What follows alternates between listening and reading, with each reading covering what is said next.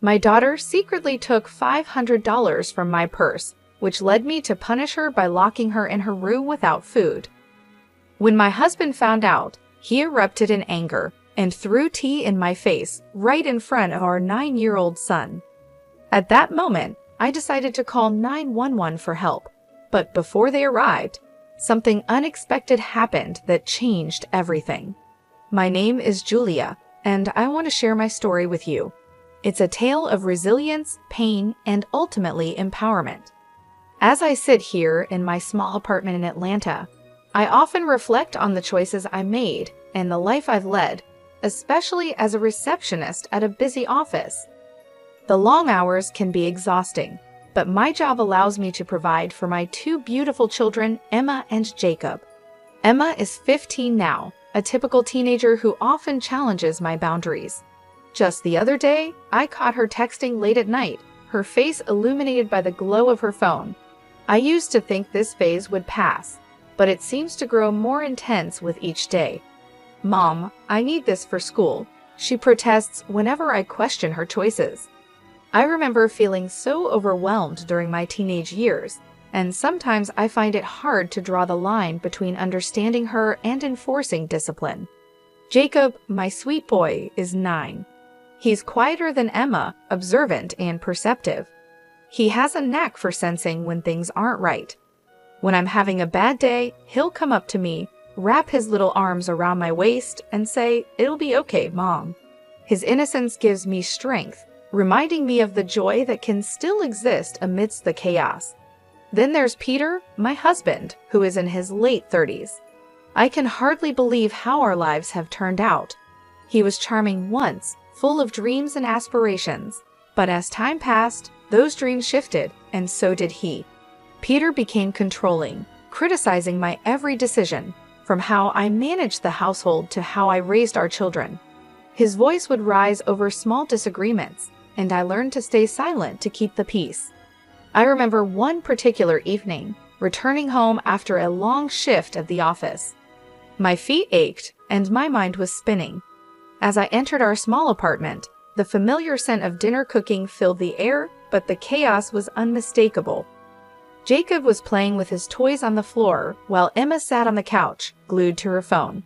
The TV blared in the background, adding to the noise. "Emma, could you please help out a bit?"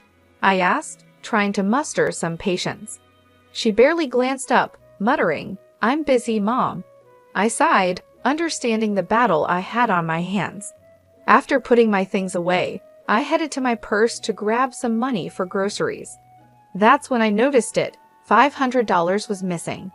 My heart sank. I knew exactly how much I had taken out for the week. I walked back to the living room, trying to keep my tone casual. "Hey, Emma, have you seen any money in my purse? It seems to be missing."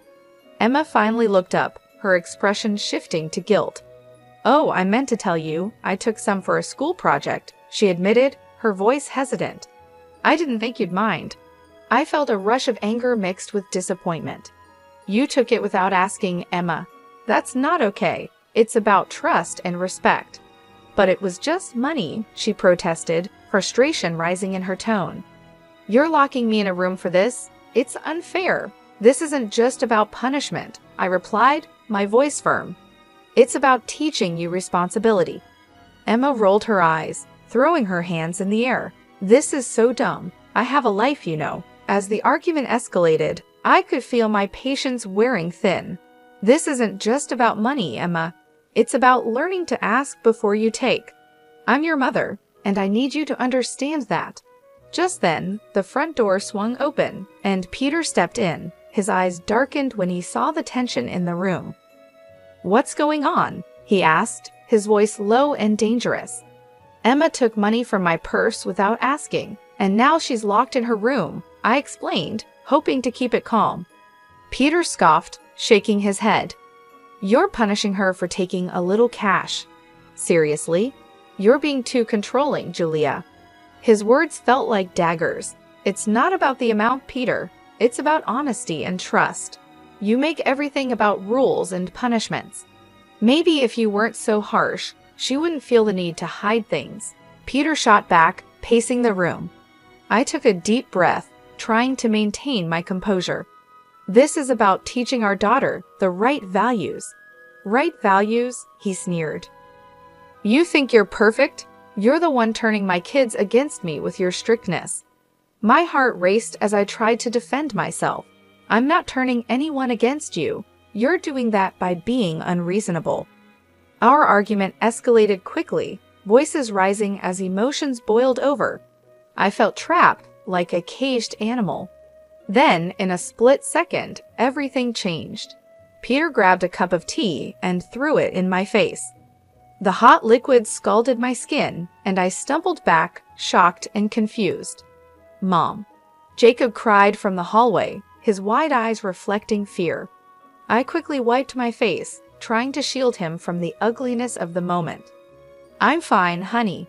Go back to your room, please, I urged him, my voice shaking. As Jacob retreated, I turned back to Peter, heart pounding. You just threw tea at me, I whispered, my voice trembling. I didn't mean to, Julia, he said, eyes wide with surprise. No, you did. You crossed a line tonight. I felt the weight of reality crashing down on me. This couldn't go on. I needed to protect myself and my children. As I sat on the couch, the sting of Peter's actions still fresh on my cheek, I knew this was the turning point. I had to take action. The fear that had quietly crept into our home could no longer be ignored. I needed help. That night felt like a nightmare I couldn't wake up from. After Peter left the room, I sat in silence, my heart racing as I replayed the moment over and over in my mind. The sharp sting on my cheek served as a painful reminder that the man I had once loved had become someone I didn't recognize. The next morning, I woke up feeling exhausted, the events of the previous night playing over and over in my head. I knew I couldn't go on like this. I needed to do something, not just for myself, but for my children. After sending Emma and Jacob off to school, I sat in the kitchen, staring blankly at my cup of coffee, wondering what my next move should be. That's when I decided to reach out to my closest friend, Hannah. We'd known each other for years, and I knew she would understand. Hannah, I need your help, I whispered into the phone, my voice shaking. Julia, what's wrong? She asked, her tone immediately filled with concern. It's Peter. He threw tea on me last night, in front of Jacob. I can't stay here anymore. Julia, pack your things and come stay with me. You and the kids. You can't go back to that place, she urged. I can't just leave everything behind, I stammered, glancing around my small kitchen. What about the kids? What will I tell them? Tell them the truth, that you're keeping them safe. Please just come here. We'll figure it out together. My heart raced as I hung up the phone. Was I really going to do this? Leave everything behind? But as I thought about Peter's rage, the look in Jacob's eyes, and the fear that had become a constant in our home, I knew I had no other choice. I packed a bag with a few essentials, taking only what we needed. I hesitated for a moment, staring at the small apartment that had been our home for so long, but I knew I couldn't stay. When Emma and Jacob got home from school, I was ready. Kids, we're going to stay at Aunt Hannah's for a while, I said, trying to keep my voice calm. Why? Emma asked, her eyes narrowing. Because we need some time away from Dad, I replied softly. It's just for now, I promise. Emma's gaze shifted from suspicion to something else, something like understanding. Is it because of what happened last night? She asked quietly. Yes, I admitted, my heart aching. I need to make sure we're all safe. The drive to Hannah's felt surreal. The kids were quiet in the back seat, and I could see the confusion and fear in their eyes. I wanted to reassure them, to promise that everything would be okay, but I didn't have the words. All I could do was keep driving. Hannah met us at the door, her arms open wide. You're safe now, she murmured, pulling me into a hug. You're safe here. I broke down then, the weight of everything crashing over me. The years of fear, the isolation, the pain, everything I'd kept hidden for so long. But as I cried in Hannah's arms, I felt something else, too, a glimmer of hope. Maybe, just maybe, we could start over. The next few weeks were a blur of adjusting to our new reality. I focused on making life as normal as possible for Emma and Jacob, keeping them busy with school and activities. Hannah was a godsend, helping me navigate the chaos of leaving, providing support and encouragement when I felt like crumbling. One afternoon, as I sat on Hannah's porch, sipping tea, I realized I had to take the next step. I couldn't hide forever. "I'm going to file for divorce," I said quietly, more to myself than to anyone else. Hannah looked up, her expression filled with pride. "You should, Julia. It's time." The process was grueling, filled with legalities and confrontations I hadn't anticipated. Every time I had to see Peter, every time he tried to manipulate or intimidate me, I felt that old fear creeping in. But I kept my head high, refusing to back down. I had to do this for myself and my children. Finally, after months of fighting, it was over. I stood in the courtroom, listening as the judge read out the decision. Full custody of the children is awarded to Mrs. Julia Walters. Relief washed over me, and for the first time in years, I felt like I could breathe. I'd done it. I'd protected my kids. I'd taken back control of my life. As I left the courthouse, I looked up at the sky, feeling the warmth of the sun on my face, and I knew I was free. The following months were a time of rebuilding. I found a small apartment, just big enough for the three of us, and began to piece our lives back together. The kids adjusted slowly, but as the days passed, I saw them start to thrive. Emma joined the school's debate team and made new friends. Jacob discovered a love for basketball and spent hours practicing at the local park. I found a new job at a small marketing firm, where my colleagues were kind and supportive. It wasn't easy, balancing work and home life on my own, but I felt stronger with each passing day. The fear that had once gripped my heart began to fade, replaced by something I hadn't felt in a long time: peace. One evening, as we sat around our tiny kitchen table, eating dinner, Emma looked up at me and said, "Mom, I'm glad we left. You seem happier." I smiled, my heart swelling with love. "I am, sweetie. I really am." And I meant it, because for the first time, I felt truly free. Free to be the mother my children deserved. Free to be the woman I was meant to be. We weren't just surviving anymore. We were living. Our lives weren't perfect, but they were ours, and that was enough. That's where our story ends, in a place of hope and freedom. We survived, we overcame, and now we are finally free. The days turned into weeks, and I found myself settling into a routine I hadn't imagined before. With each new morning, I felt a little lighter, the chains of the past loosening bit by bit. I still had moments of doubt, flashes of fear, but they grew fewer and farther between. Emma and Jacob seemed happier too. Their laughter filled our small apartment, a sound I hadn't realized I'd been missing for so long.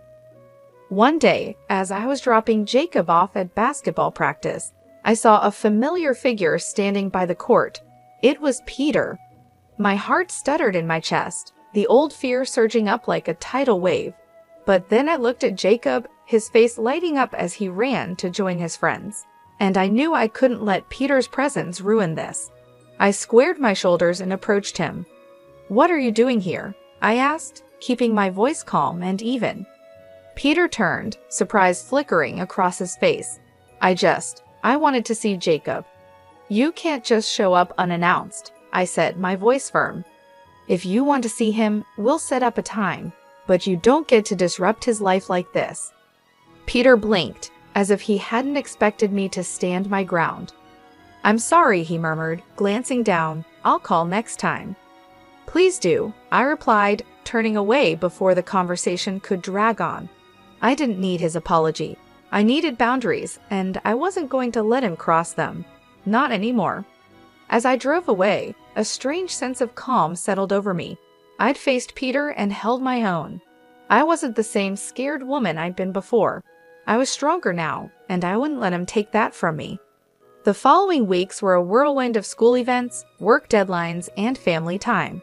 Slowly but surely, we began to build new memories, free from the shadows of the past.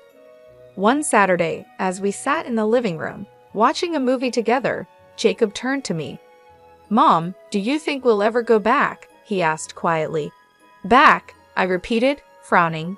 "To the way things were," he murmured, looking down at his hands. I felt a pang in my chest, understanding what he meant. "No, sweetie, we're not going back," I said gently. "But that's a good thing. We're moving forward. We're building something new." He nodded slowly, seeming to digest my words.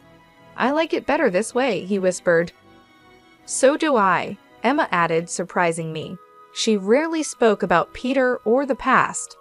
I glanced over at her, but she was focused on the screen, her face calm and serene.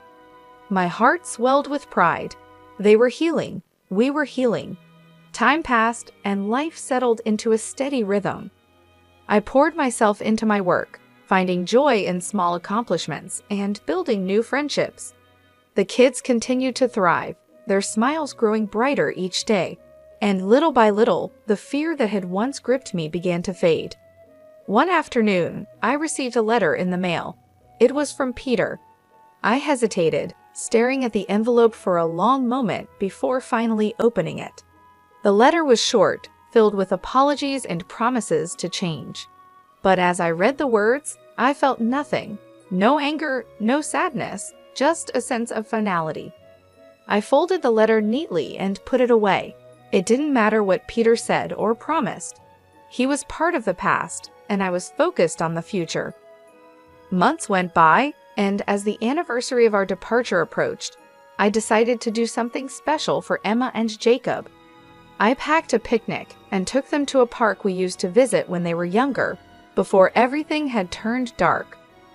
We spread out a blanket and spent the afternoon playing games, eating sandwiches, and reminiscing about happier times. "Do you remember when we used to come here?" Emma asked, looking around the park with a soft smile. "Yeah," Jacob said, his eyes sparkling. "Dad would push us on the swings." The mention of Peter made my chest tighten, but I forced myself to smile. "Yes, I remember. But we're making new memories now. Just the three of us." Jacob grinned and nodded. "Just us." As the sun began to set, I looked at my children, their faces glowing in the soft light, and felt a deep sense of contentment. We had come so far, we had endured so much, but we were still standing, still together. That night, after the kids were in bed, I sat on the porch, sipping a cup of tea, and let the memories wash over me. The fear, the pain, the uncertainty, they were all still there, buried deep. But they no longer controlled me. I was in control now. I had my children, my freedom, and a future that was ours to shape. This is where our story truly ends, not in bitterness or regret, but in hope. We survived, we healed, and we're finally free. The road ahead may still be uncertain, but I know we'll face it together with courage and love. Because we've learned that no matter how dark things get, there is always light on the other side.